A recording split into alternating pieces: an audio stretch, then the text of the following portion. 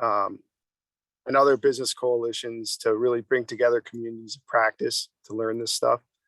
And, you know, she's got several accolades and, has done work with the State Department. And despite all that, she's incredibly personable and accessible.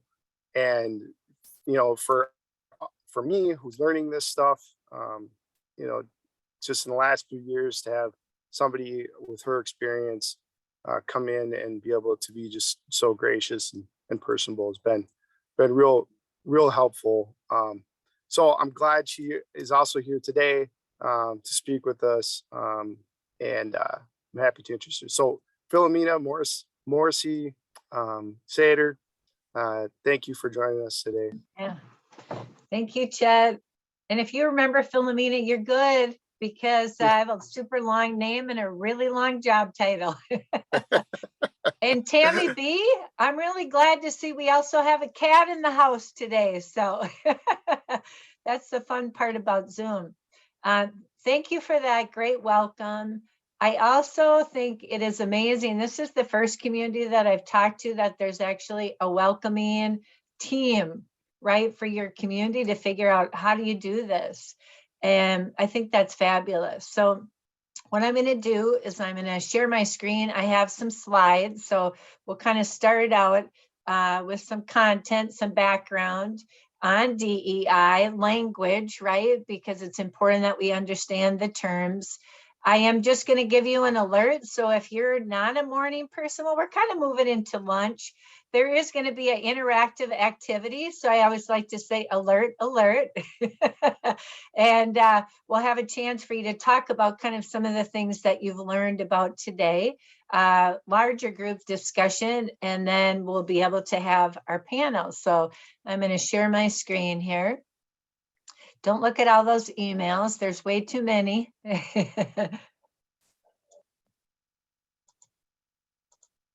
All right. So as Chet mentioned, I lead our diversity, equity, and inclusion efforts at Land O'Lakes, and I have been at Land O'Lakes for 4.5 years. Prior to that, I had been in financial services team for 29 years at Wells Fargo in HR, more traditional sorts of HR positions. And we had a young family, and I had a leader approach me in HR, and she's like, hey, you've been really involved in the community. Would you like to do some community outreach for us and help build relationships with diverse communities? And I said, sure. And could I do that part-time? So I did that role, and that was kind of my entry into diversity and inclusion, which it was called back in the day. So that would have been 23 years ago, and have been on this journey. So I'll try to share with you kind of what have I learned, different strategies, what we're doing at Land O'Lakes. I was the first full-time diversity, equity, and inclusion leader at Land O'Lakes. So prior to that, and many organizations do this, they start with a shared role and then may say, okay, now we need a dedicated resource. So the first thing that I'll do is just highlighted our what we're going to talk about on the right here from an agenda perspective.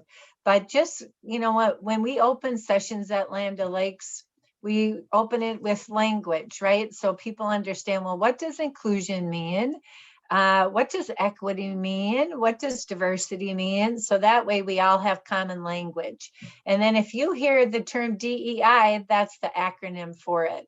Now, about a year ago, we added equity to our strategy. So initially it was diversity and inclusion. And with everything that has happened in our country, right, in the state of Minnesota, we felt like it was really important for us to name and add equity to our strategy and definition.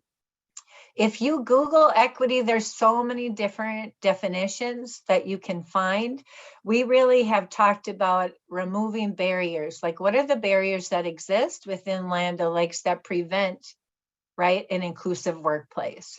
And so that's kind of what we have landed on and what we've been working on for the last year plus since we added that in. So this is going to be no surprise to you all. And I want to let you know that Paula can share this presentation with you afterwards. So if you find that this is helpful or you want to bring the information back to your organization or pieces of it, you definitely can. So I've been in this field for 23 years before it had a name, and now it does, right? And I've never seen anything like what we've experienced in the last couple of years. And what I will say too is there's no playbook. There's like no resources that you can go back. Well, I wonder how they did that before, because there's so many things that are different, right, in our world today. So you think about the impact of COVID and how that's impacted your organization, right? From a standpoint of recruitment, how we do our work, where we do our work, all these external factors that impact our employees every day. And that is, if you walk away with nothing else, I'd like for you to be thinking intentionally about all these external factors that impact our employees, and how do we best support that, in addition to what they have to do with their day-to-day job. And you already had talked a little bit about this in the opening, Matt, but the increased competition for talent, right? And then we have the great resignation, great attrition. There's all sorts of different names around that. How do we retain talent, right? We have this political polarization to cancel culture. You say something, I cancel you on social media, and then social justice. So there's a lot. Now, this next slide puts it together. So if you're like, I am tired, here is why, right? And we found this slide at a conference, and I love it because it's called Living in Permanent Whitewater. So all these different things that are happening in our country, right, in the world, that add to some of the complexity. And I'm just going to say that big one, Zoom fatigue. I looked at my schedule today, like back-to-back Zoom meetings. And so how do we keep our energy up and everything like that? So I love that in the intro, Matt, that you talked about, there's many different dimensions of diversity. And we used that when I first started at Land O'Lakes, I found this visual and really like it in looking at all the different dimensions of diversity. So as I go through this today, I'd love for you to put in the chat, is there a dimension of diversity that is really formative or kind of defines an important aspect of who you are and how you show up to work? So feel free to put that in the chat. I'm going to highlight a couple as I go through today. So personality, significant, right? Are you an introvert? So do you have to have some downtime, quiet time to renew your spirit?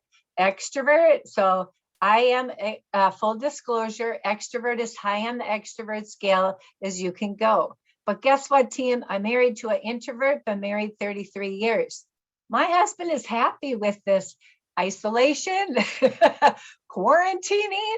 Has moved his basement office to the basement from downtown St. Paul. Okay, guess what?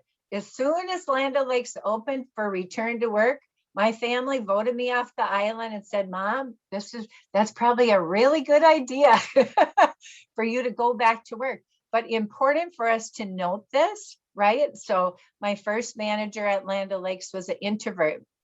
I quickly realized I got to slow down my pace. I've got to send him information in advance in very logical order so he could review it. Then we could have an amazing conversation.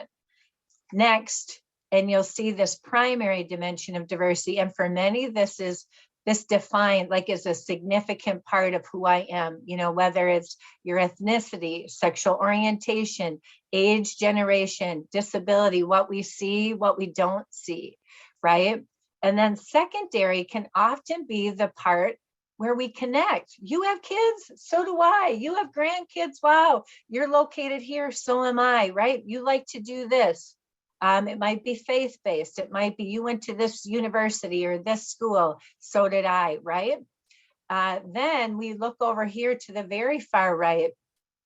This is often in the cultural dimension of diversity where clashes can happen. How we communicate. So are you a direct communicator? That's kind of your go-to, or more indirect, or someplace in the middle. But if I'm direct, and Mary is indirect, Mary might be like, whoa, I can't believe Philomena said that, because I'm just telling you how it is, Mary, right? But so we have to be aware of how do people give information, How do people receive it? Importance of tasks to relationships. So I come from an Irish family on both sides. My mom immigrated to Ireland at age 16. My dad's whole family from Ireland. So we are relationship people. Love that, building relationship, getting to know each other. However, I'm keenly aware when I'm working on projects, there's some people that are like, why is she spending so much time building relationships? Let's get down to business. Okay, we got an agenda. Let's move. Let's get to it, right? Or how time is measured. So there are some cultures where it's polychronic, the essence of time. There are other cultures that are synchronic. If you are 15 minutes, you're not early, 15 minutes prior to the meeting, they feel like they're late.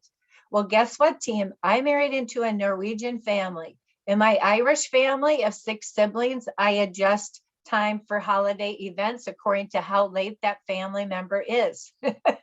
Well, the first family event we had with my Norwegian family, Packer fans from Wisconsin, some of you might be, they were a half an hour early traveling from Eau Claire, Wisconsin. What? That would never happen in my family.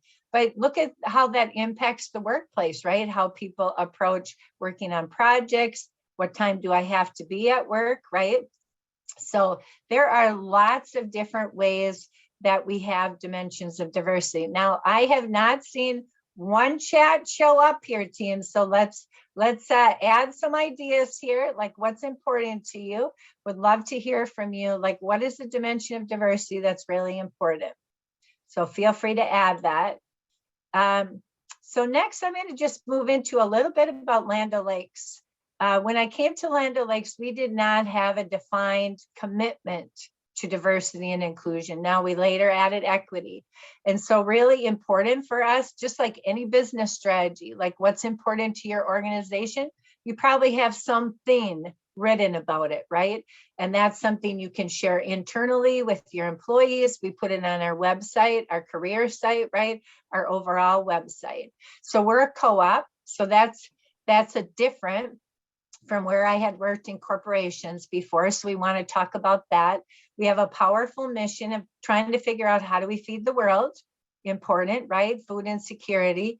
And then in our second paragraph, then we talk about those dimensions of diversity, right? That we want to make sure that we create this culture that's welcoming, where people feel that sense of belonging, whatever their dimension of diversity is, and we've listed out some of those. And then at the end, you'll see here's our nod to equity. So it has that level playing field. So how do we create that environment for all? So if you haven't done that in your organization, I would encourage you to think about that in your messaging. And when we created this, it wasn't me alone. We had a lot of different people from our member services who support our co-op, our communications, business leaders, who all collectively added in to say, I think this is going to be important. So some things to think about. Now, when I was interviewing for my role at Land O'Lakes, I said, well, tell me about the strategy for diversity and inclusion. They said, we don't have one. That's why we're hiring you, right? And so what I'd love for you to think about is, how does diversity, equity, and inclusion impact your business? So you all are representing different parts of businesses, right? Nonprofit, educational systems. So how do we do this? And so our strategic pillars are focused in 4 areas. So around workforce. So if you go back in time to the agricultural industry, probably 20 years ago, 25, you would primarily see a lot of people who grew up on farms, who lived in rural America, primarily white males in agriculture. And over the course of time, obviously, we have changed significantly with the demographics of our country. And so we're really intentional to say, we're going to continue recruiting at the University of Minnesota and Iowa State, and some of our core schools, right, have really strong ag curriculum. And we're going to look at, okay, historically Black colleges and universities. There's a great organization called Manners trying to attract minorities in ag and natural resources.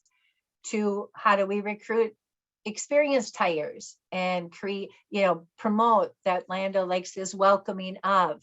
And so that's really been important for us. And also from a talent acquisition perspective, I've worked really closely with that team to help train, right? And help build the skills of our talent acquisition team, because they're the first person to open or close the door, right, to Land O'Lakes. And I'm just giving you kind of high level here. Workplace, how does it feel to be here? So whether you work at our headquarters in Arden Hills, you work in one of our plants or facilities, you work globally, right? You work remotely. Now a lot more people are. So what does that look like? And then some systems or ways that we have gotten our leadership engaged by forming an exec diversity and inclusion council with our CEO and head of HR co-leading that, to employee resource groups. I'll share a little bit more about that. A lot of opportunities for different learning. Today, I'm going to share with you a bite-sized learning from our plants and facilities. So you'll get a chance to see that. Then we look at business. So how do we support small businesses that are woman-owned, minority-owned, veteran-owned, right? So we launched a supplier diversity program. We also have a board called Diversity Impacts Business that is made up of employees from our 11 employee resource groups to give feedback to our business. So for example, our dairy business was going to be doing a new ad campaign with one of the Goya products specific to the Hispanic, Latino, Latina, Latinx, whichever language you want to use, market. And they wanted to say, okay, we want to make sure if you look at this, how does the language look? What's the tone, right? Is there anything that would not be inclusive of that customer base? Because have you ever read about an organization that's launched a product or a campaign and there was a miss? And there probably was a miss because they didn't have that diverse mindset of people saying, well, what if, or what about, or we're missing this, right? Before you go to market. And then a really important part of what we do is being involved in the community. And so through giving, through doing, and making sure that we are active all across the country. And then we also have employee resource groups. So some of you may be familiar with employee resource groups. Some of you may not be. So these are formed around different dimensions of diversity. And when I came to Land O'Lakes, we had about 6. And we've had 5 more form. And so you can see, some are formed around different ethnic heritages, right? We have a disability awareness that's been really focused around mental health and well-being, as well as accessibility, digital accessibility, physical accessibility at our plants and facilities. Our field inclusion network, they are located in our plants and facilities across the country. We have over 80. But in a production environment, it's a little bit different about being able to participate in. And then parents and caregiving formed last year during COVID, like the onset of COVID, like how can we better support our parents and caregivers?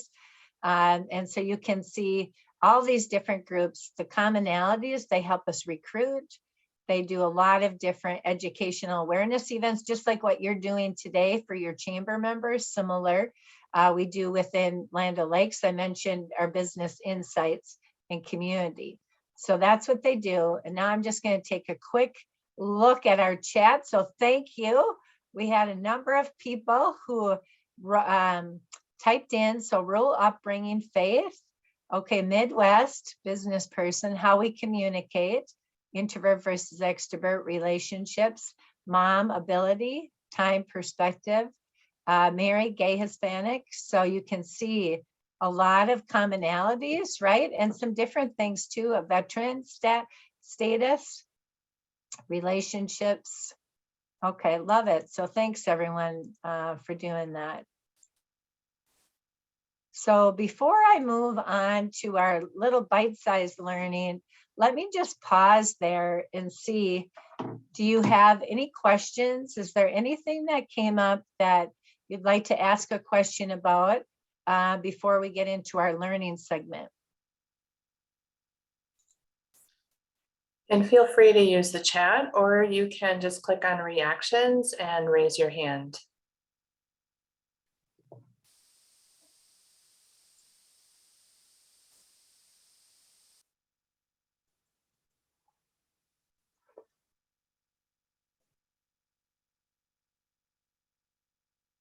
All right, no questions. I will continue then. All right. So I had mentioned earlier that at Land O'Lakes, we developed a program with an organization called the Mind Gym, because we offer a quarterly learning series for our employees. I'm just looking for my little handbook here. And those are 1.5 hours in length. Any employee can attend. But for our plants and facilities, they said, you know what, Philomena, that's way too long. We don't have that amount of time. And so we worked with this organization, had leaders from our plants and facilities, along with myself, work with the Mind Gym to design 5 bite-sized learning modules. And kind of the concept behind it is that the leaders go through as learners. So they go through these modules, these 5 different ones, and then each month they bring one of the learnings back to their team. And so that way they become the teachers. So they have a vested interest, right, in learning the content, but then can bring the learning back, create dialogue, create conversation. And, you know, initially in my mind, I was thinking we'd have PowerPoints. Well, in our plants and facilities, they do a lot of the training on the production line. And so if y'all can see this, we have a little workbook that has the 5 modules. So that way the supervisor or manager can have the content right at their fingertips in this little workbook. And then we have a takeaway card that each of the employees in our plants and facilities then can take back, that will have the content like this first slide that you're seeing. And then on the back, you'll see this on our next slide, there's an interactive activity. And so this is one of my favorite ones that we have, that we designed, and it's called Inspired by Our Place in the World. And if you think about how do we create this welcoming environment in your part of the state, what are some of the things that we need to be aware of from an inclusion perspective? And so if you look at these inclusive behaviors here, how do we value? So you saw that visual, right? All these different dimensions of diversity that people are coming into the workplace with, right? That are important to them. And then how do we bridge? So when dissension happens, when disagreement happens, how do we do that? How do we say, okay, well, let's try to figure out, Lisa and Tony, there's 2 different perspectives here. I might be right in the middle and figure out, okay, well, what can I do to help bring this group together, right? And then the last piece here is then how do I protect? So if something happens, right, you're in a meeting, someone says something, and it could be intentional or unintentional, and says something that could be racist, sexist, right, exclusive, inappropriate for the workplace, what do we do? And a lot of times when that happens, we don't have time to prepare. It happens so quickly, and all of a sudden people are like, did that person just say that? Oh my gosh. And there's that, as my kids would say, awkward silence, like, and then does someone step in or not? Or how do we handle that situation? And so this is really the piece that we try to talk about. And then if you do step in to protect, how do we have that language to say, hey, Philomena, I don't know if you realize when you said that, here was the impact on me, right? And so having those conversations and opportunities for people to practice. Now, the second page is going to probably be a little bit harder for you to see, but there's a questionnaire. And this will be something when we send out the presentation, I'd encourage you to take a look at it, even print it out to say, what are my behaviors? And how do I do this? How do I value? And, you know, here's some different questions, right? I don't interrupt others when they're speaking. I affirm, or there might be a voice that you haven't heard on a Zoom call. Hey, we haven't heard from you yet. What would you like to say, right? And then bridging behavior. So how do I do that? How do I act as that link between each other? And then when things happen where I have to step into protecting, am I quick to intervene or not? And why not? Do I challenge organization, within my organization if I see a practice that perhaps is exclusive? And what does that look like? And then going through this, then you can see at the end, okay, how many of these responses do I agree with? Maybe I'm like, I don't really know. Or I might disagree with, but it's kind of a good way, right, to have that self-reflection as leaders within our organization. And then here is the activity then that our team would go through to have a conversation around that. And so what we're going to do is move into breakout. But before we do that, I just want to do a double check and see if any of you have any questions about the content. I know I went through that very quickly, but just to see, are there any immediate questions before you have a chance to practice in your breakout room?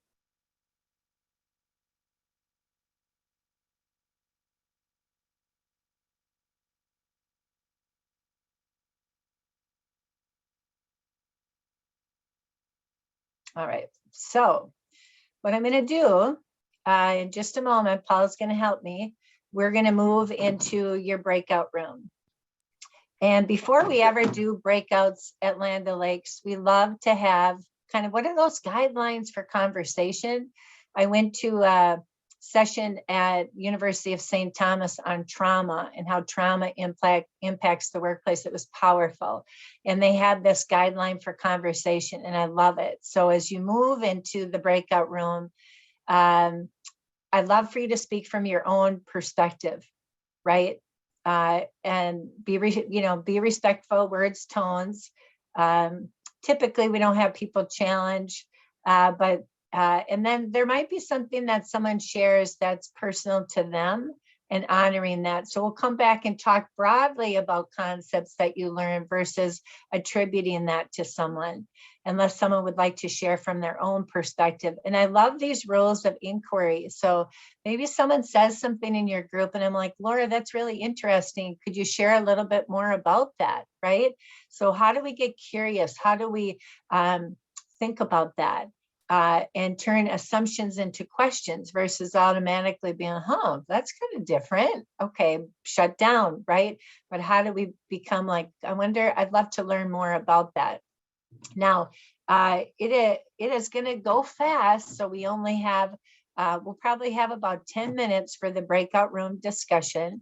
And here are some questions that I put. So within your group, you can decide as a group, we're going to put about 4 or 5 people into each breakout room and kind of pick as a group, like, what do we want to spend our 10 to 12 minutes talking about?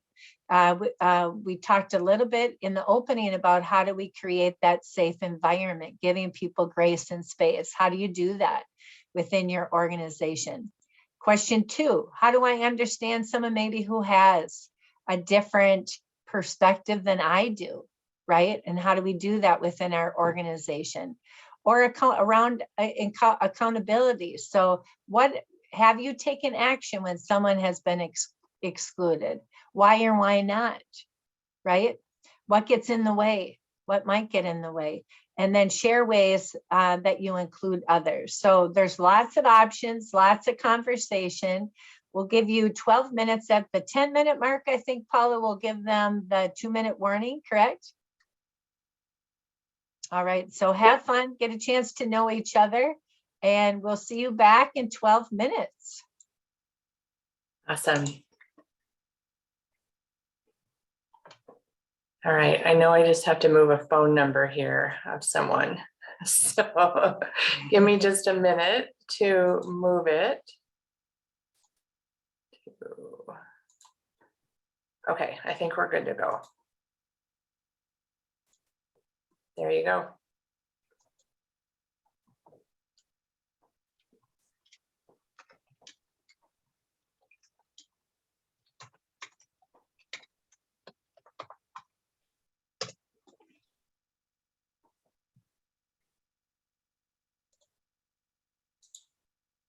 Getting closer.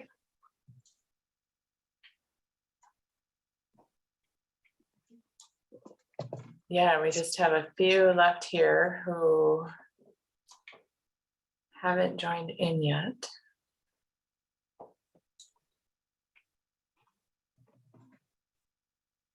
Jackie, Sina, and someone from Sprout. If you can't join the breakout room, that's okay. If you're in a place where it's not working for you, it's okay. You can stay here, but we invite you to join if you can. Okay, thank you, Philomena. Yeah, It was really good. good. So this is continuing to record. I think I might pause. Oh, it's good.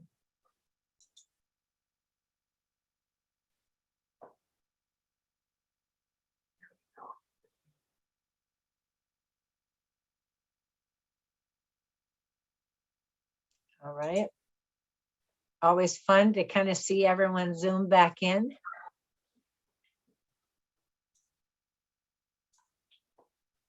We'll give it a How were the moment. conversations?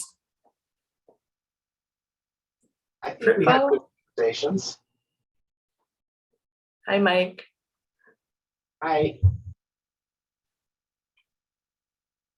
Mike is in our leadership experience program and an HR person Okay. at Cloud Stamping. So I see a lot of leadership faces here. So Oh, thanks good. for being here.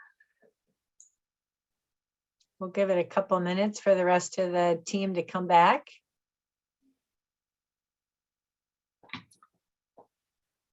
There we go. I think they fully closed. All right. Okay. And Welcome everyone, back.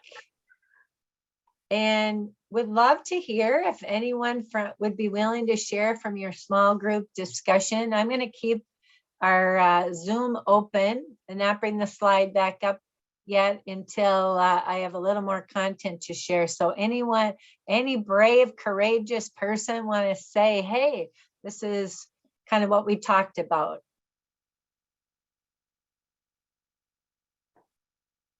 Welcome Philomena, back. I'll jump in. Yes. Jamaica Quillen from the Federal Reserve Bank of Minneapolis.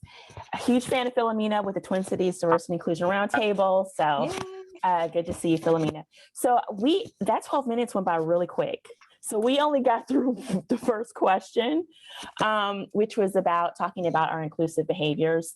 And, a lot of it really did center around trust and allyship, having that safe space at work, individuals to talk to, but also as a leader of staff who also, need to have those safe spaces, being able to create positive boundaries when having that conversation, particularly when you were once a peer and now you're a leader, making that transition is critical. And then to Philomena's earlier points about employee resource networks, I had shared, the Federal Reserve Bank of Minneapolis has a mental health alliance, and we talked about the importance of mental health, particularly over the last 2 years within our organizations, within our city. I mean, let's be clear.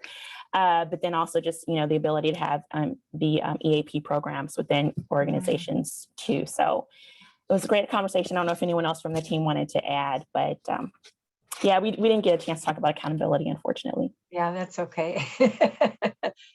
Anyone else from Jamaica's group want to share? So she brought up a powerful point in that trust piece. So how do we build trust? There is kind of a cool instrument we've used at Land O'Lakes called the Workplace Big Five. And that's one of the elements is building trust. So if you think about yourself, do you freely give trust until trust is broken? Or are you a person where it's like, show me, tell me, demonstrate, and then you become trustworthy? And so just thinking about how do we do that?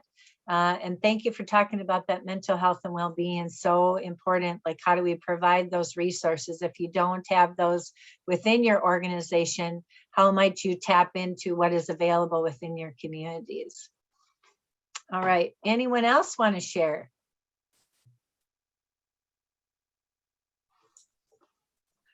I want to just piggyback on what Jamaica shared. You had brought up a really good point about the mental health. And as we know, this is a crisis going on in our country and the world right now. And there's some really good information out there from different organizations that provide mental health coaching and therapy through EAP, your EAP program. And I'm happy to share an article about how to provide more of an environment for Black, Indigenous people of color to feel like their mental health is important and being listened to. So I'm happy to share that too. But Paula, maybe when we send out the presentation, you could include that resource. I love that. So we have time for one more person, if you choose.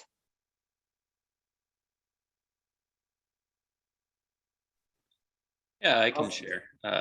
Good. I think our group, the Cliff Notes version was essentially we talked about when you encounter somebody that's on the opposite side of the spectrum on whatever issue it might be.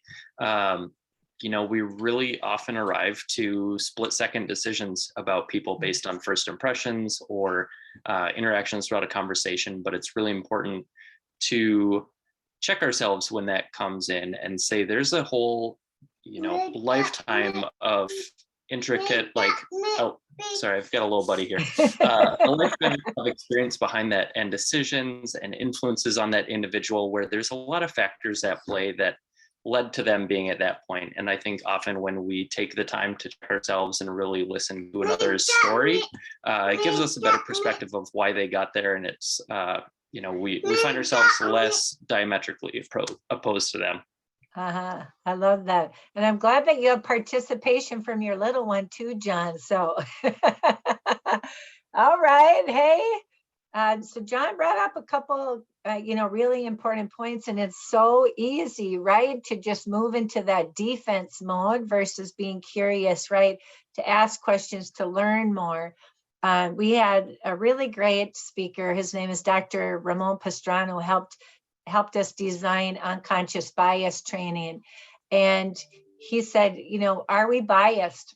We all are, all 7.3 billion of us. We can't control our first thought. I'll always remember this. We can't control our first action. And so, you know, how do we be intentional about that? So I am going to thank you for sharing. I'm going to come back and to our presentation here, because I just have a couple more slides to share with you before we go to our panel. There is an organization in the Twin Cities that was formed after the murder of George Floyd called the MBCRE, Minnesota Business Racial Equity Coalition.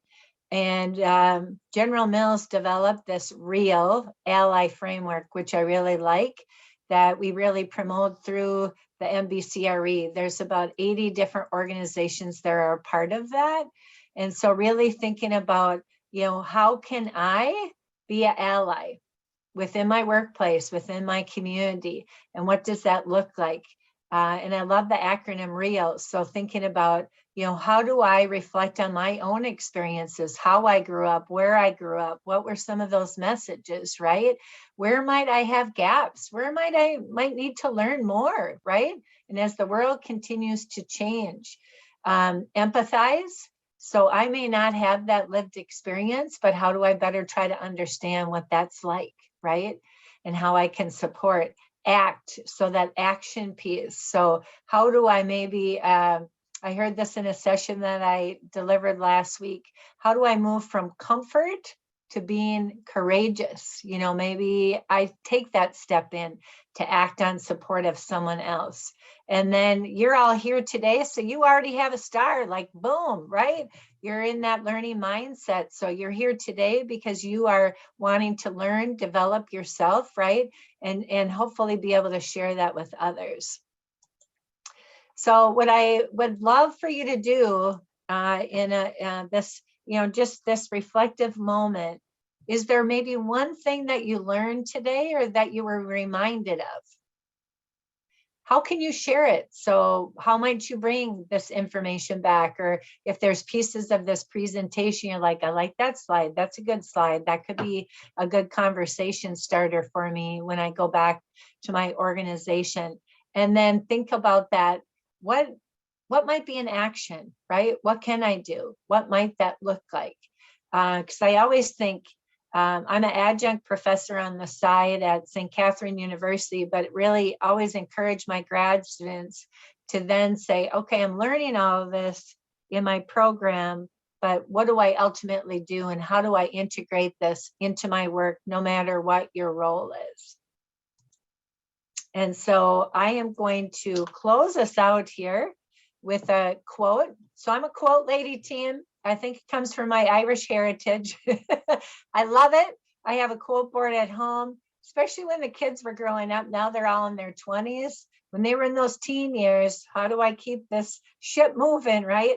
And sometimes I need those messages. And Desmond Tutu sadly just passed away at the end of 2021, but love this quote around thinking about, a lot of times we think it has to be world peace, right? Like that grand action, but what do those daily actions look like that I can do to make a difference to the people that I encounter throughout my day? And particularly in this time that we're in, how do I bring kind of that kindness and grace and understanding as I move about in the world? So love his quote of do your little bit of good. Where you are, it's those little bits of good put together that will overwhelm the world.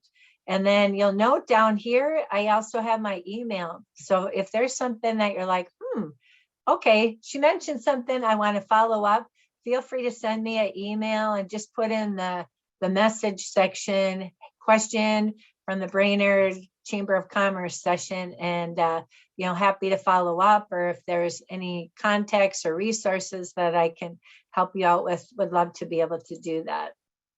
And just thank you for inviting me to be a part of your session. And I'm looking forward to the discussion with my panelists coming up next.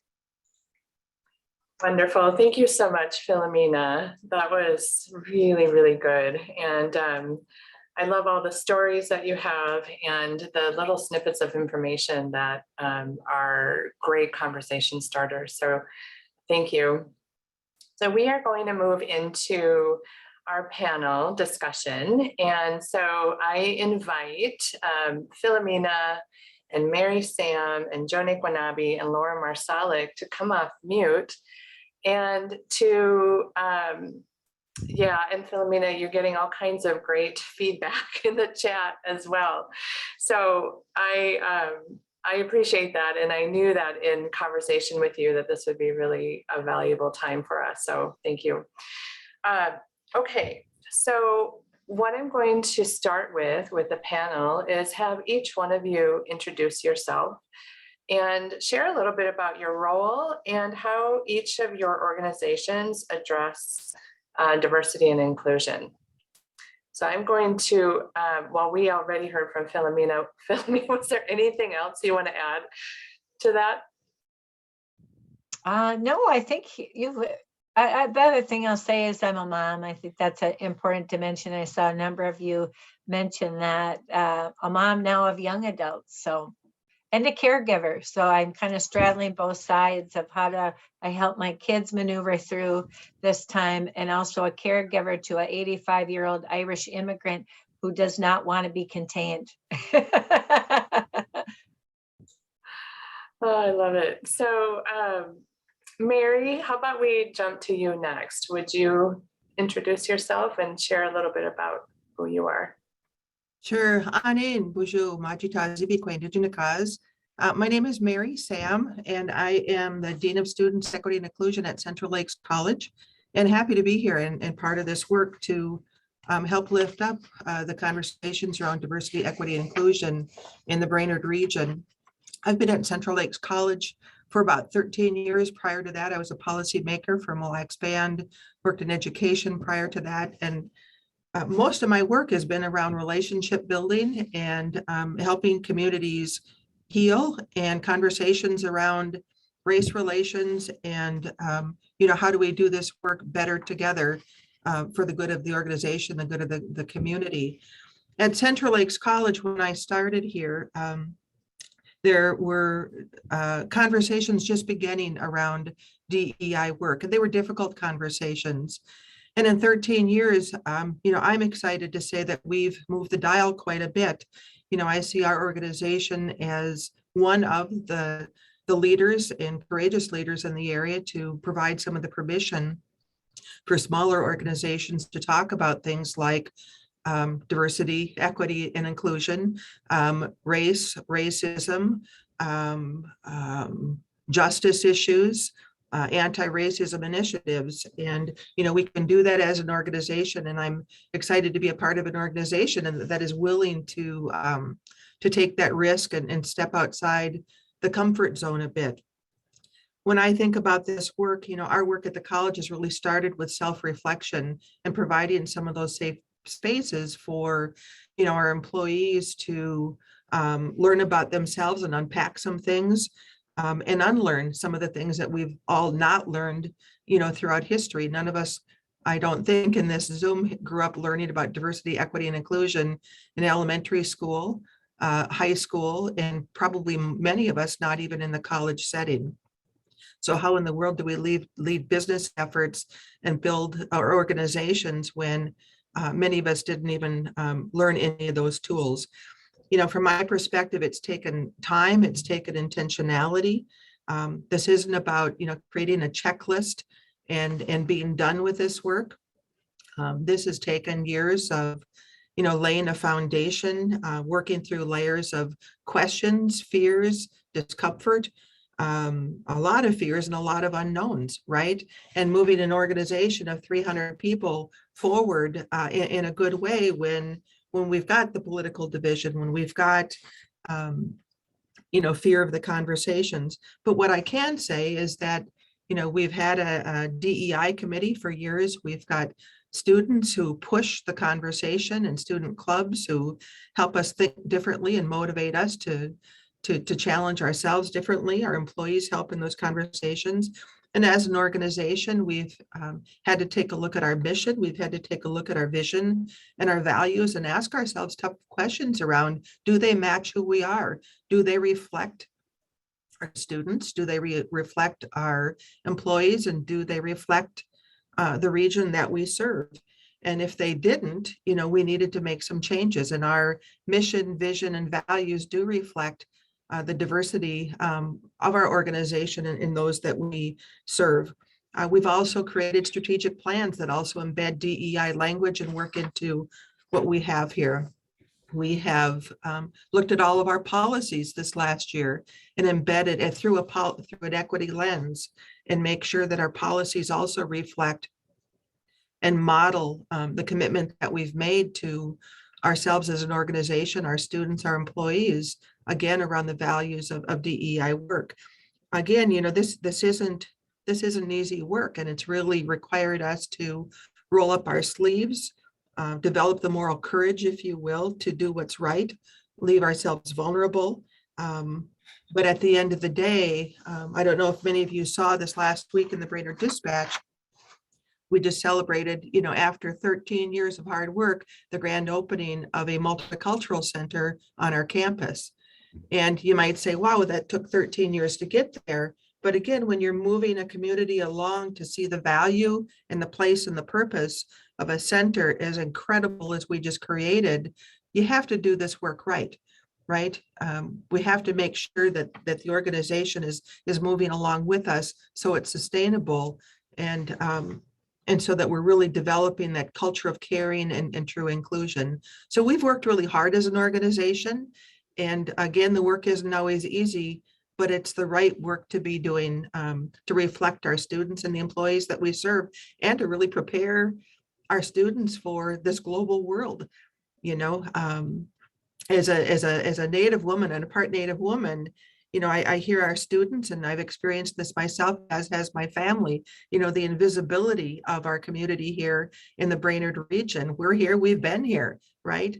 And, so when we talk about change coming, we've been here and we've got pockets of diversity. We've got women, we've got, a strong LGBTQ community in this region, but we don't see each other.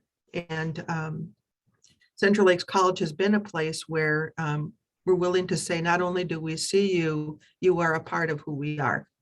So miigwech for having us, and excited about the conversation as we move forward today. Thank you, Mary.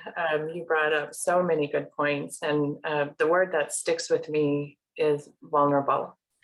This work requires us to be vulnerable and to really take a look at some things about ourselves that may not feel very good and may not have even noticed it before.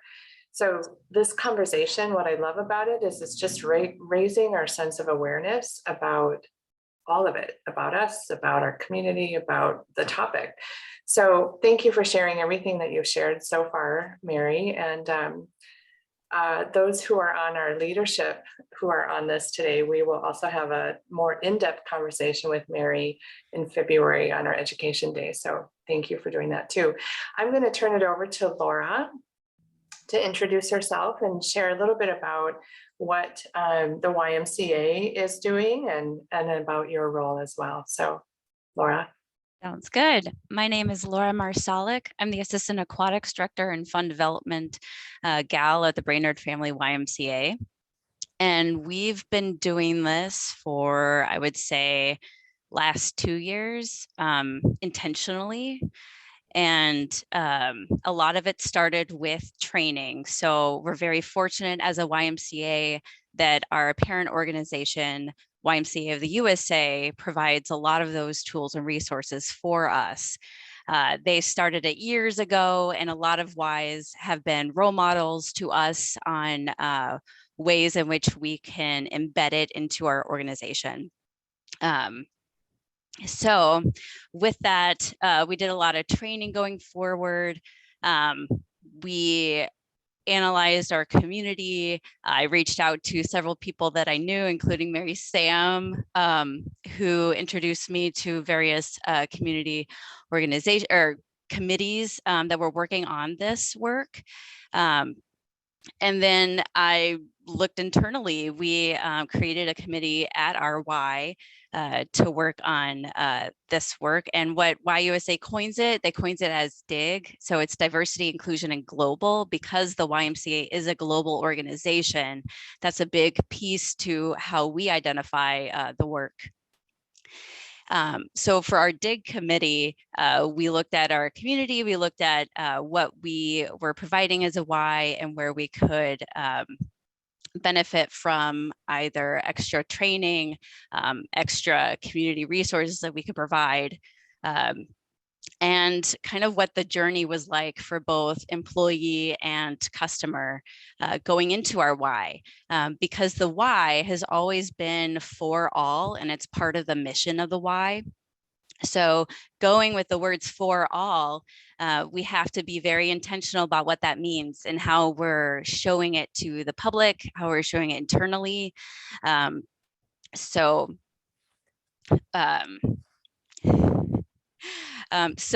like everything we do is based off of that.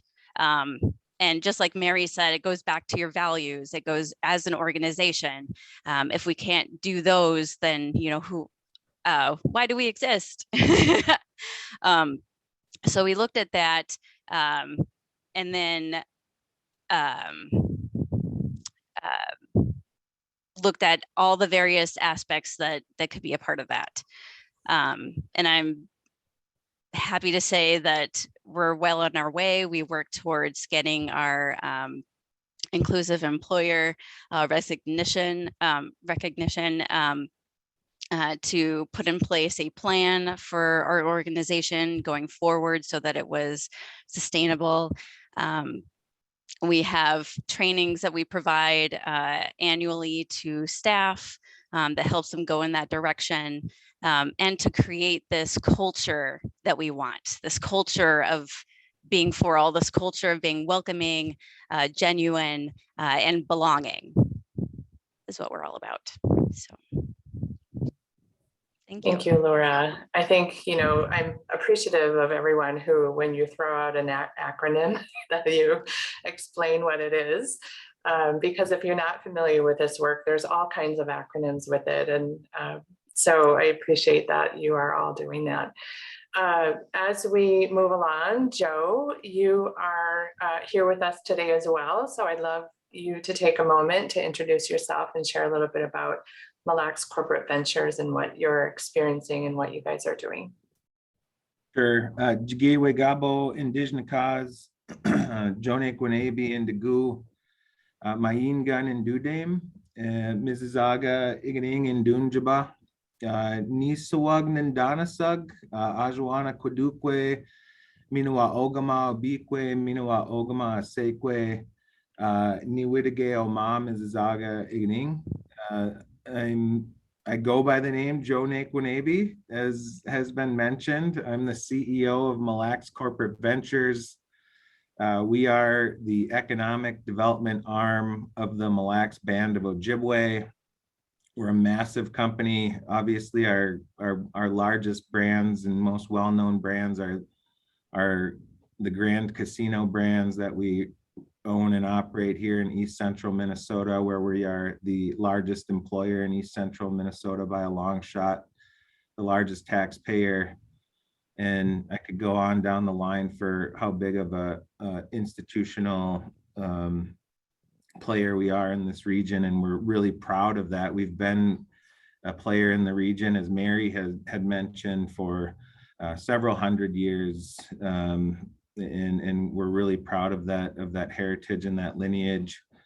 We also run a hospitality division of our company that owns restaurants and hotels across the country. We have a government contracting company that has contracts all across the world doing work for the state and defense departments for the US government. And we own marketing and technology companies that do business all across North America. So we have a really vast portfolio of things going on at Mille Lacs Corporate Ventures. And I think of all of the work that we do, this is by far the hardest work that we do. We are not very good at this work. We are a work in progress. And we're, I think, being able to admit that was a big turning point for our organization.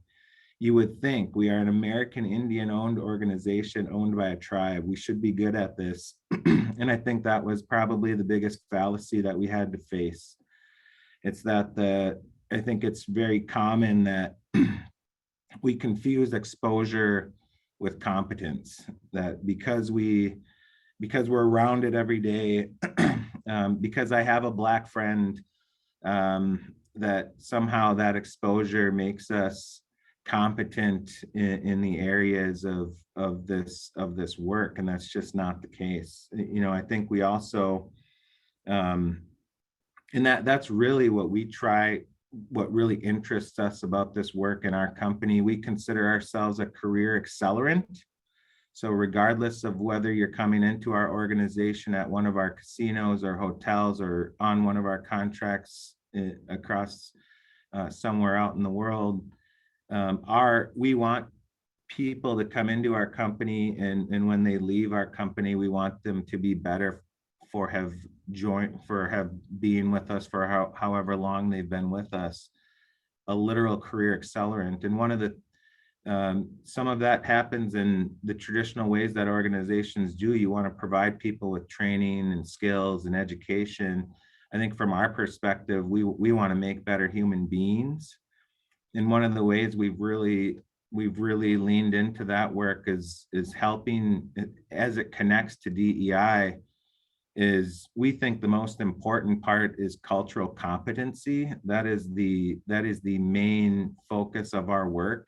I really loved Matt's stats at the beginning of the meeting on the performance of diverse teams versus performance of homogeneous teams.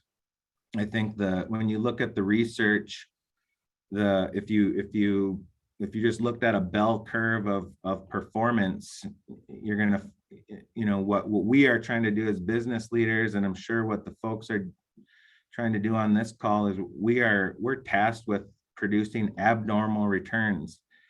Any business person can create normal returns. Our job is to create abnormal returns. And when it comes to diversity, equity, and inclusion, the teams that create the abnormal returns, the outside of our teams that are diverse, and it's on both sides of that continuum. Diverse teams, as Matt stated, they are the best performing teams. They are the teams that will deliver the best results. They are also the worst performing teams, and they deliver the worst results out of teams in organizations across the country. The difference in the teams that deliver the worst versus the teams that deliver the best is cultural competence. And so that's really the shrewd business angle that we take, is we have to make the teams at Mille Lacs Corporate Ventures more culturally competent. And we've done that through the IDI assessment and helping all of the leaders in our organization really understand, where do you fall on the continuum? Are you in denial? Are you a polarizer? Are you a minimizer like 70% of America? Or have you somehow brought yourself into acceptance or into adaptation?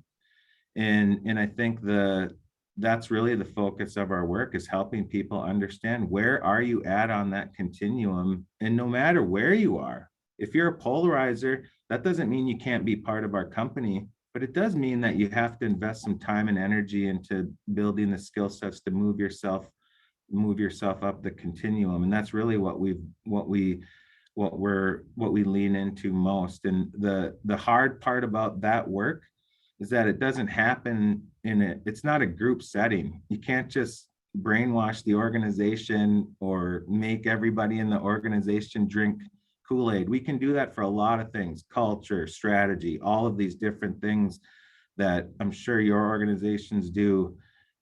There's these big group settings where you're trying to move this big group of people forward. In this work, this is an individual journey. So the best we can do is really help people understand where they're at on the continuum, give them the time and resources and motivation to really move themselves along, and invest the time that it takes to be deliberate about this. So, all right, I'm going to stop there. I'm happy to be on the panel. I realize we don't have a lot of time, so I'm going to thank you for having me. And I'm blessed to be on this group. I don't even belong on this page with these wonderful, talented women that I'm blessed to be on here with. Okay.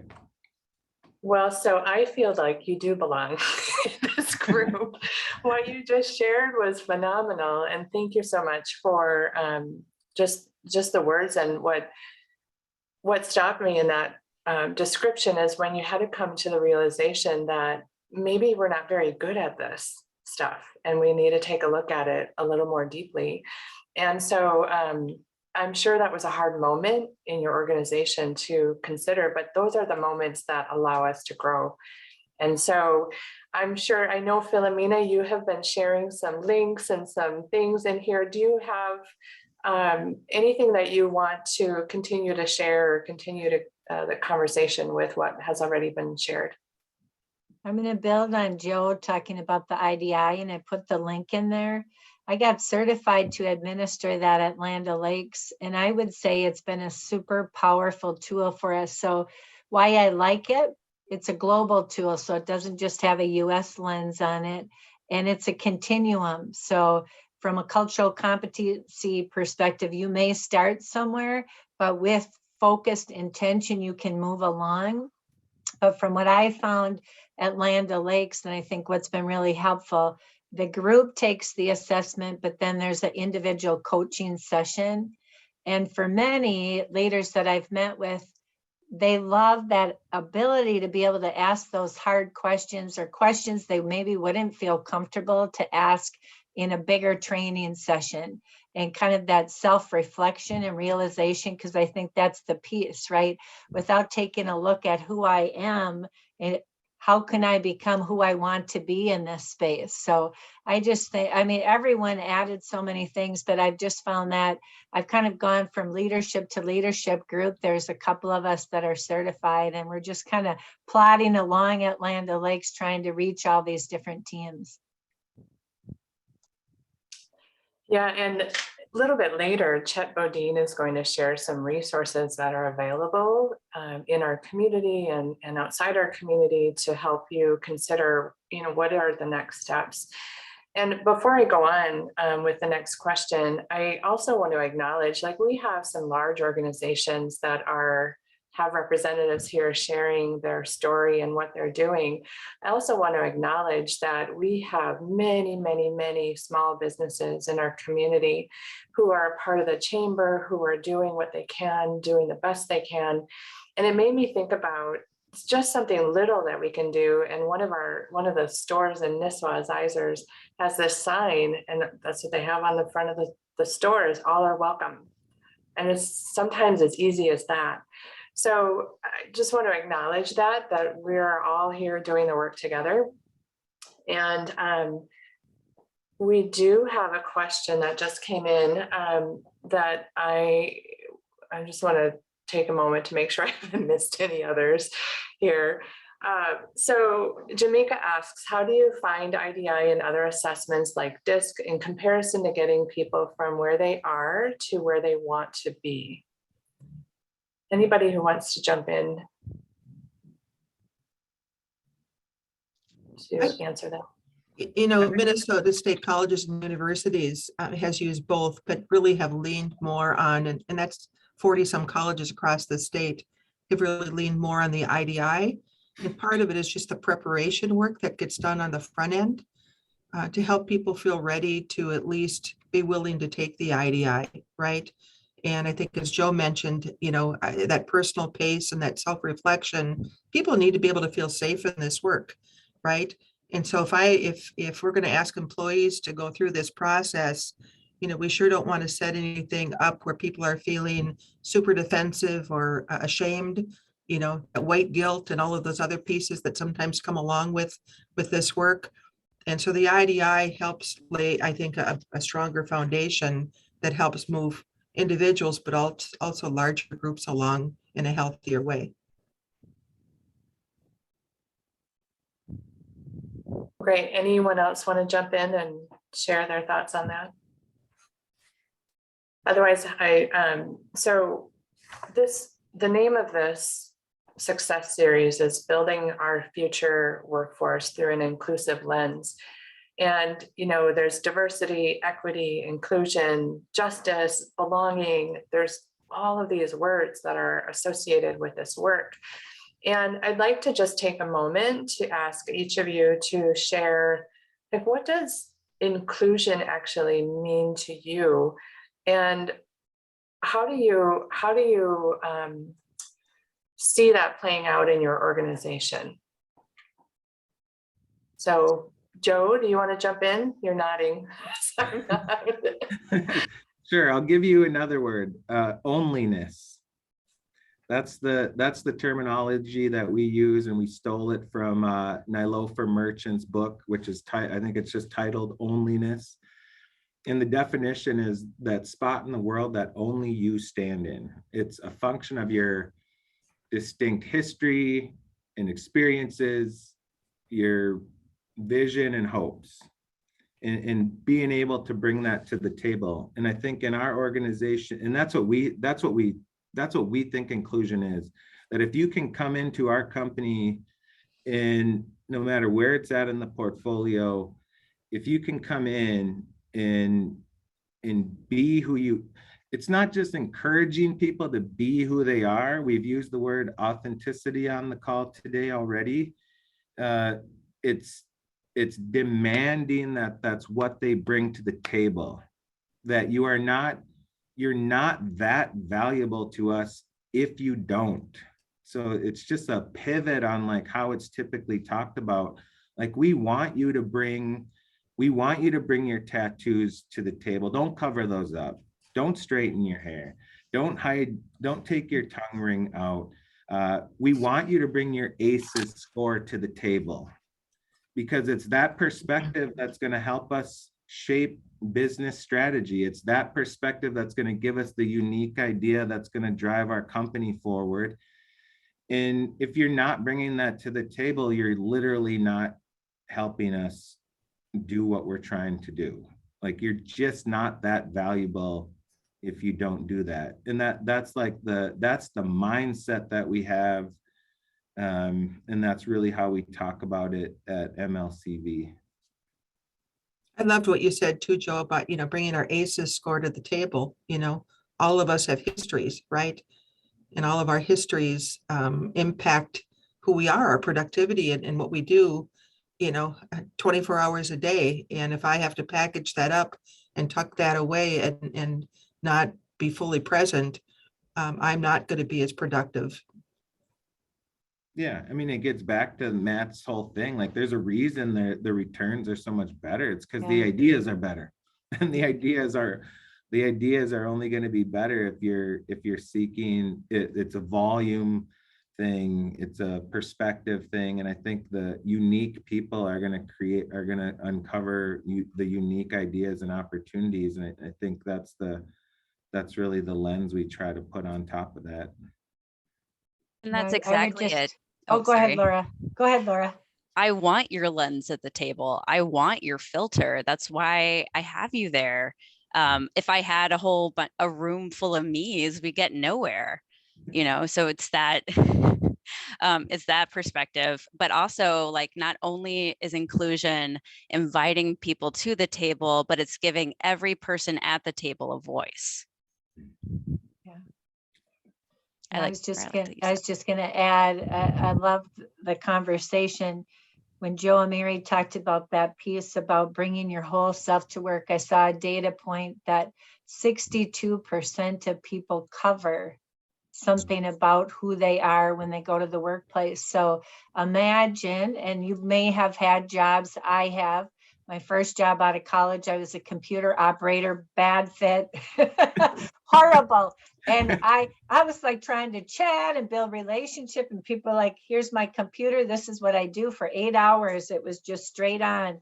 And there was not that value, but I was squashed for 1.5 years. I don't even know how I made it 1.5 years, probably because the economy was so bad. But in this market right now, right? If people don't feel like I am welcome, I belong, I can contribute, I see a path. When I look up, I see people who look like me and I can aspire towards. They're going to be like, I'm going to hit the road, and they can. The environment is that way. And so I just feel like that's such an important element of creating that culture for all. That's exactly it. This environment is creating employees in a job market where they can choose who they want to work for, and they're basing it off of culture. They're basing it off of employee culture. They're basing it off of peer-to-peer information or news about that culture. And they want to work for someone who has good values, that's someone they can get behind. So. Yeah.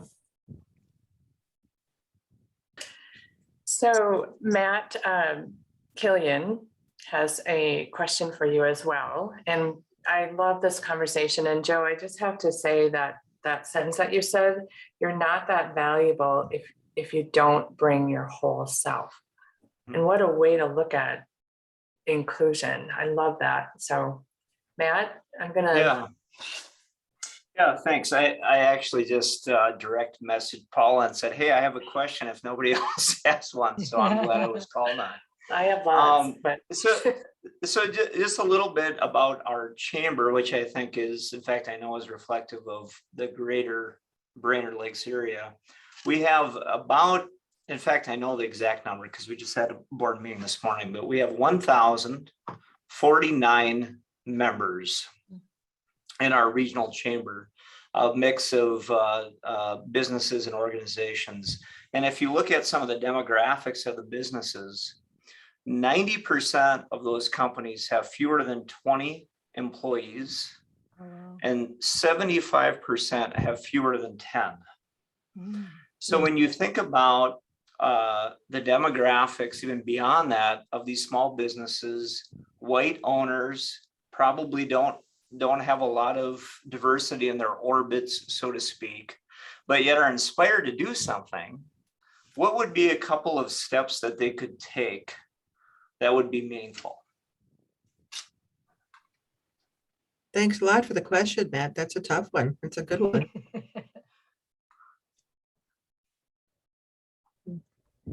Are you asking us that question? Or are you asking the group? you I mean? would ask anybody, but I was specifically the panelists, but if anybody else wanted to weigh in, I think that'd be fine, right, Paula? Yeah, absolutely. And if anyone wants to jump in, we want to make this a conversation. So I mean, I would encourage them to come up with a point of view. So, and I think I think that would start with feed your mind. So who are the thought leaders? What are the things you like? How can you inform yourself at a high level, at a pace, at a quality, at a cadence that you appreciate and like, and just consistently consume stuff on the topic. It's not something, you're not just going to pick up a book and be like, yep, I'm done. It's not calculus, where you just learn, it's over with once you understand the basis. It's evolving. I think we're all familiar with how disruptive it's been in the past 2 years since George Floyd, but even prior to that, the work has just continuously evolved. So I think just setting a cadence and investing time in the whole feed the mind around the subject would be something that I think is important for all business leaders, big or small. And then after that, what is your point of view on it? What if somebody asked you the question, could you share like what your point of view is? And then after, if you can write that down and really zero in on why it's important to your company, and if that why statement that you write down is like compelling and like, then I think like how you actually input that into your organization will just become so clear. But I think only then, feed the brain so you know what the hell's going on, and then get a point of view that makes sense so that you can put this compelling why statement. Why does this matter to my business? Why does this matter to my family? Why does this matter to my community? Why does this matter to my profitability? And if that is really compelling, like I think having that jotted down, I think after that, all that really hard stuff, the how stuff, all that stuff just comes so much more naturally. I think the mistake that a lot of organizations make, and I see it in our own companies, I see it on different boards that I'm on. I think the mistake that people make is they jump straight to the how. Yeah. How are we going to solve this? How, oh my God. And then they get into all this crap about how expensive it is and how hard it is and how do we hire somebody and all this stuff. And then pretty soon it's just not worth it. Right. So I think really logging into what is this thing, first of all, and then why is this compelling to my business and myself? I think I wouldn't go anywhere beyond that until that why statement you can write down is just compelling as hell. And, I agree. And it might not be. And then there you go. You got your answer. Don't do anything. But I doubt that'll be the case. A lot of companies jump to, we're going to hire a diverse workforce, right? And they haven't answered that why and that how and created that viewpoint, and then wonder, why can't we maintain a diverse workforce? Or why do we now have conflict within our workforce, the employees not getting along and not understanding each other when we haven't done those first steps, Joe, like you're referencing first, right? A lot of Well, unintended consequences. And it's something that everyone in the business can get behind. So once you figure out the why for the business, Right. it's not just one person saying, this is my why Mhm. for why I'm doing this, but it's the business's why we're doing this so that everyone can get that viewpoint. But then, yeah, it's figuring out what kind of lenses are we working with too. So after you figure out the why that everyone can get behind, then if it's a small business, this is easier to do. Right. And figuring out what filters everyone's going through, what lenses are we looking through, and how can we grow as a group and a team to understand each other and understand how to work better with others. And I agree. And I mean, I love like 10 to 30 employees. Awesome. Because I think, you know, as we talked about, once you answer that why, how do you engage the voices within the business, right? Because if the leader's like, okay, all of a sudden I got the why, the business owner, but no one else is on the train, right? How do you bring others along and have their voice and have them be, we always say, how do you have them be a part of a movement? Because that's really important. There may be people are like, we've been successful for how many years and why do we have to do this? Or have that resistance. And so I think that's a piece that's really important too, is to elevate the voices of your team and have them be a part of figuring this out. And who are your cheerleaders? Who are your change makers in the group? And then who are the ones that need more convincing or more Right. help or more Right. training?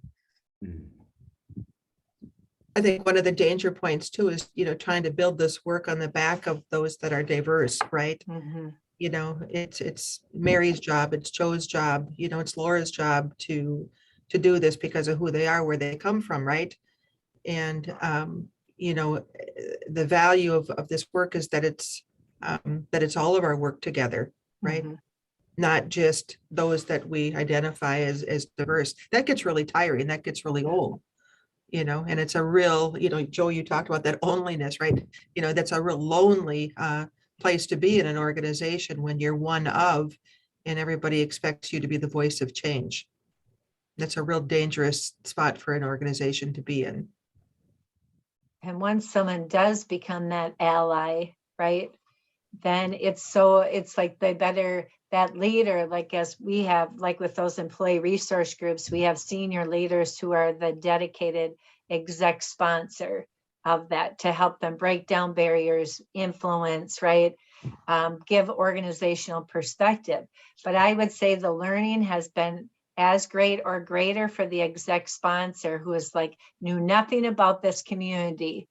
And all of a sudden, after 2 years of working, is like, you know, like marching forward and advocating and looking at things that maybe never ever would have been on their horizon before. And that's, I think, the power when things really happen in organizations, is when we have that collective. Because I think you raise a really good point, Mary. We don't want, like, I have to go to Joe now to learn more about this community. Well, guess what? I have a responsibility. I have to learn more about the Indigenous community. And then I could meet with Joe and say, hey, I've got these questions, Joe. I've done this reading. I've done this research. What's your perspective? What am I missing? Right? Versus just putting the onus on him. Well, this conversation has been wonderful. Thank all of you for being here and being willing and vulnerable to share your wisdom and your stories and all of it. And so in the essence of time, I am going to move us along, even though I want to keep the conversation going. But so next up, as I do this, I'm also going to take the spotlight off of you here all. And I'm going to turn it back over to Chet Bodine, who is going to share some resources with you on what you can do, what organizations are out there to access, how you can learn more, just like our panel was saying, like the onus needs to be on us, needs to be on ourselves, like stretching ourselves and reading things that we wouldn't normally read and listening to podcasts that we wouldn't normally listen to really educate ourselves. So Chet, I'm going to turn it over to you to share some more resources. Great. Thanks again, Paula. You know, we have talked about a few resources here today, the IDI in particular. is a really good one. And so if you haven't had a chance to learn about that tool, either for yourself or as a group, I'd highly encourage you to do that. I know there are more facilitators in this region, but Don Espy from Region 5 has done a great job facilitating the IDAI with a lot of organizations in the region. And I think she'll probably get back into that later on this year. I know they're kind of taking a break from it right now, but so I would definitely, you can always, I mean, Don's a great person to just get to know in general. So if you're interested in learning more, I would reach out to her and ask more about it. Other than that, I put a link in the chat because we do have a recognition program that Laura mentioned before. It's the Inclusive Workforce Employer Designation. And that has some criteria there for businesses to be recognized. But instead of just sort of leaving it that, we put together a library of resources for businesses to go and explore. In order to meet the criteria, you don't have to use any particular one. We just wanted to have a bunch there available for businesses to look at. And so I put the link there. Please go check that out when you have time. I'll highlight just a couple here. Giant Worldwide has a good diversity series to go look at for larger companies who are doing online module training. I'd encourage you to go check that out. Of course, if Carl Samp was here today, he would talk about the community giving videos that they've done through the Brainerd Lakes Foundation. He has those recorded on his website, I believe, and a lot of really good conversations there, like we're having today, about DEI and related topics, and tangents and how it relates to our community and at large, and our employers. I did ask also a few of my colleagues from Minnesota State Community and Technical College to come here today to talk about a training that they conduct with employers around inclusive workforce practices and communication. So I'm going to give the floor to them for just a few minutes here. Amy Hochgraber and Dana Heggeson from M-State. They can talk a little bit about that training. It's been a real valuable tool for a lot of employers in this region as they try to inform, bring their employees together around it. So Amy, Dana. Hi, good morning or good afternoon now already. Thank you so much for letting us join this opportunity. I'm a little under the weather, and so I think it's best that no one sees me. So I work at M-State, and I work for the Workforce Development Solutions team, and so does Dana. I'm the Director of Business and Industry, and I have the privilege to offer training opportunities to various business sectors through M-State's WDS group. We focus on helping businesses overcome the challenges faced with our results-driven trainings, customized trainings. And having a great relationship with Chet, he brought, with this opportunity of the DEI, he asked if we ever came across this in business and industry, and if we provided customized training for this. And at the time, we really hadn't done much of it. But now we're doing more and more of it as we bring up topics to businesses. They are very engaged and very interested. And I asked Dana Heggeson to join as well. I get the privilege of working with these amazing instructors. They have lots of hands-on experience. And Dana, I thought I would bring her on so she can introduce herself, give a little background. And then we've been doing a number of projects with Chet and his wealth of businesses. And maybe Dana, maybe just give a quick background on what we've done in the past for organizations. Sure, absolutely. So Dana Higginson, and as Amy said, I do workforce training through M-State. And I've only been on this call for the last 15 minutes, and I thought, I wish I'd have come on earlier. It was so great. I was hearing so many good things and so many things that I try to bring into those workforces where I provide training. So, one of the things I heard first, I think it was Paula or Mary saying, I want to make sure that people don't feel threatened sometimes when we say we're going to bring in training about how to be more inclusive, and oh, you're going to start to target me, right? So I the sessions I've been doing at some of these businesses where this is a very new kind of concept and they're not sure where to go with it, is, I would say, very foundational. And what Joe talked about, being in your onlyness, I actually use that as part of my session. I show a video by Leah Georges where she talks about that book. And then what we try to do is I think it starts out by building self-awareness, right? Of what is your onlyness? Where do you come from? And based on where you come from, how does that affect your assumptions and your perceptions of what other people bring to the workplace? And so that's I use the lenses and layers activity to really get people to think about, where are they coming from and what are they bringing to the workplace, and how might that be different than other people? And then based on that, we talk a lot about building relationships based on trust, compassion, stability, and hope in your workplace, and getting to know people, building, effective relationships.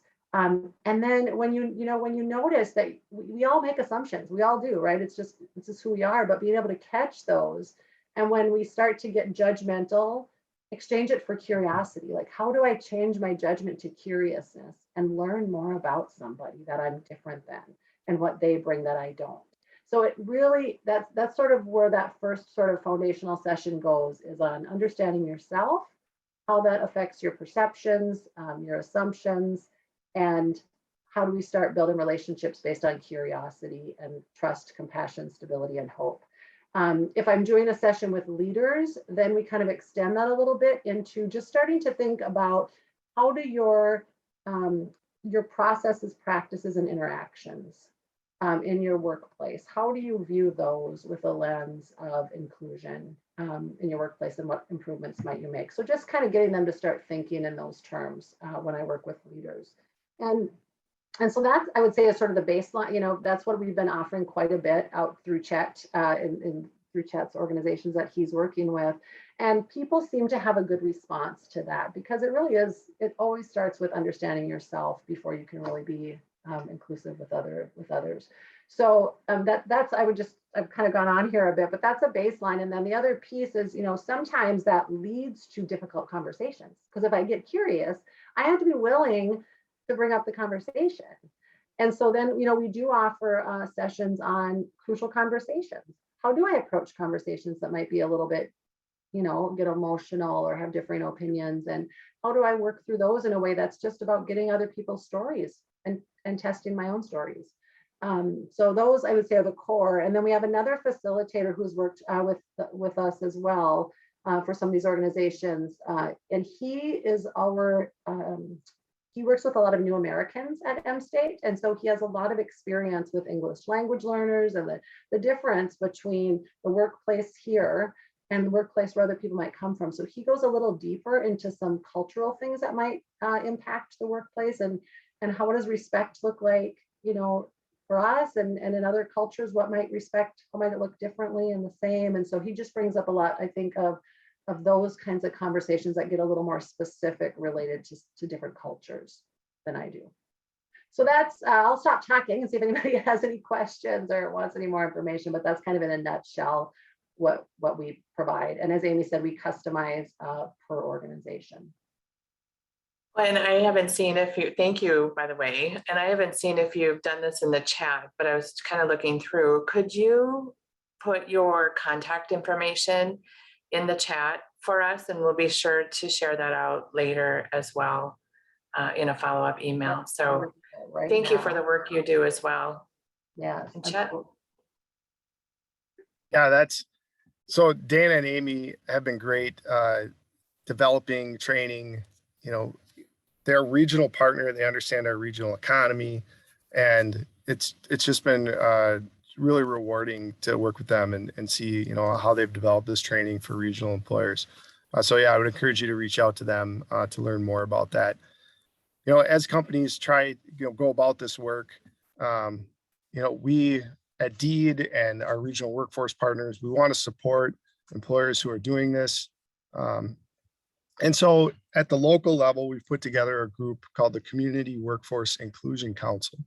And this is a group of diverse community members who are here to provide feedback to businesses who might be just starting out in this work, and to be, I think what Philomena mentioned earlier, kind of that sounding board to say, well, are we missing the beat here? Is our tone correct? Is there something that we're overlooking?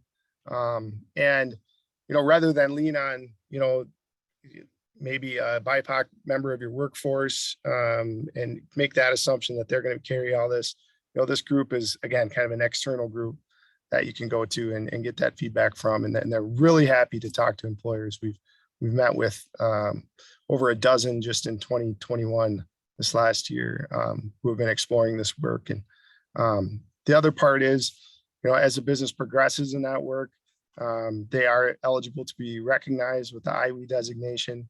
And then at that point, this group kind of serves as a bridge to a lot of diverse talent pools in the region that you may, as an organization, not have connected with at this point. So like our tribal partners participate in that. We have a couple of women who run interpreting service from the Latinx community. Laura's been a champion on that group, and Paula too. So amongst others. And so anyway, anyone who's interested in meeting with this group and kind of exploring some of these topics further, what it means for your organization, please contact me and we'll line you up on a future agenda.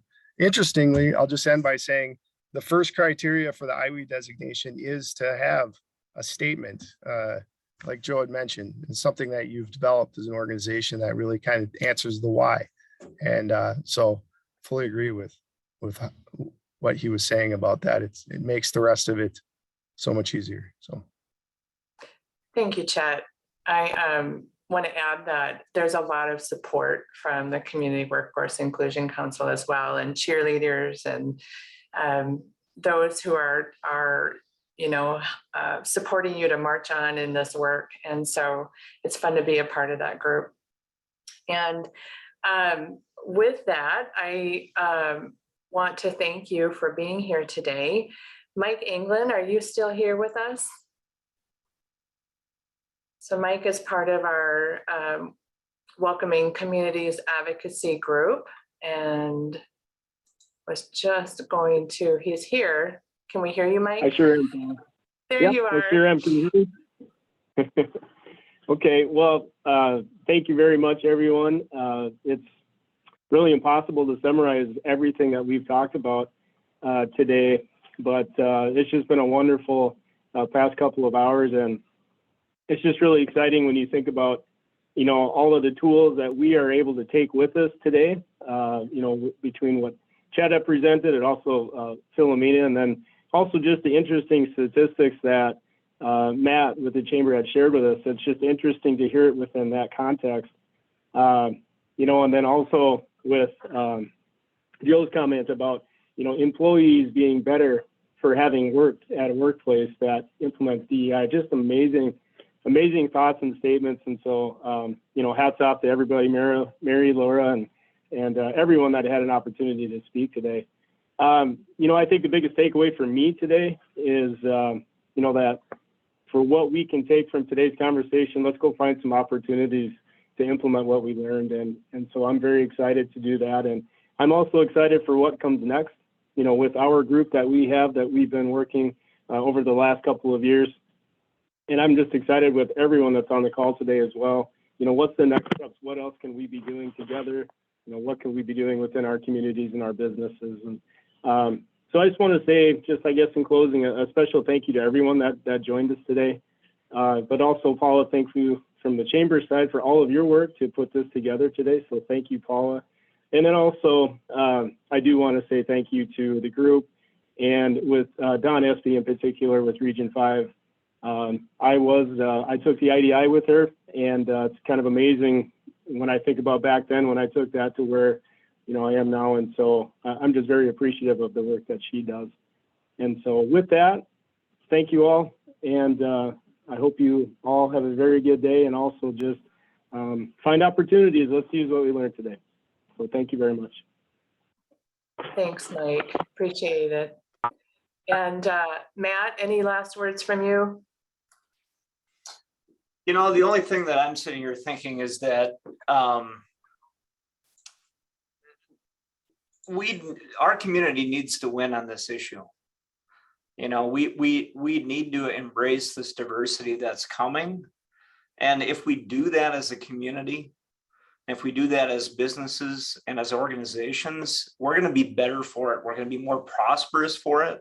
We're going to be better connected for it. So I'd like Mike and Paul and the others, just thank you for being part of this. You know, it shouldn't be risky, but sometimes it feels that way. And we're going to continue to take these steps. You'll see more in the future, and just look forward to being on the journey with all of you. Wonderful. Thank you all for being here. Appreciate it. Have a good day. Thank you. Bye.